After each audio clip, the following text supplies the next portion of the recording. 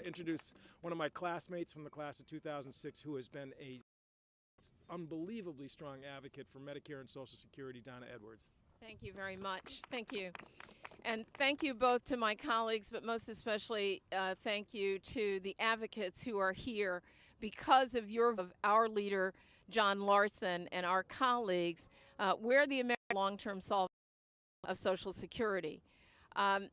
I thought, as some of my colleagues were speaking, I remember a time when in our family we needed to have those Social Security disability benefits because of my father's disability after long-term service in the United States Air Force. Benefits were really critical to our family, and my younger sons were still at home with my mom. And I just illustrate that because of the importance of Social Security as a baseline for so many American families, whether they are receiving survival benefits or they're receiving direct benefits or disability benefits. For Americans, the average Social Security benefit is really, and it's an earned benefit, $16,000 a year, which still means that so many for their retirement.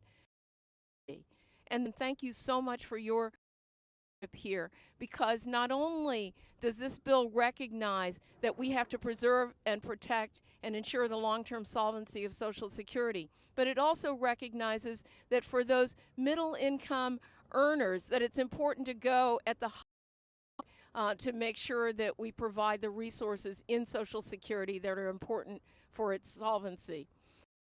I thought for a minute, you know, there was an attempt a couple of years ago to implement the so-called chain CPI to letter to the president that said, do not implement that way of calculating. My Congressman Representative Courtney has described as a total miscalculation of the way that seniors spend their money and their expenses. And instead to do what John Larson is doing today, which is to implement a different cost of living calculator that takes into account the things that seniors are really spending their resources on. And the result would be the difference of about $428 a year for a Social Security recipient. $428 a year is groceries, it's prescription drugs, it's paying for the kinds of things that seniors really do. And so I just want to applaud my colleagues for us standing together on behalf of so many seniors and Social Security recipients to say that under no circumstances will we ever tolerate any cuts, any compromising on the guaranteed benefit of Social Security. And finally, I'd like to close. You know, this year is going to mark the 80th anniversary of Social Security.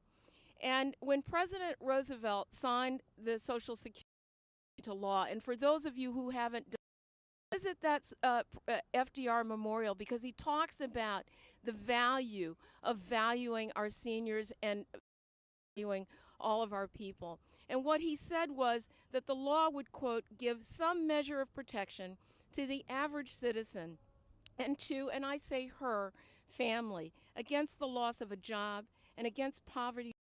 Age. This law, too, represents a cornerstone in a structure which is being built, but is by no means complete.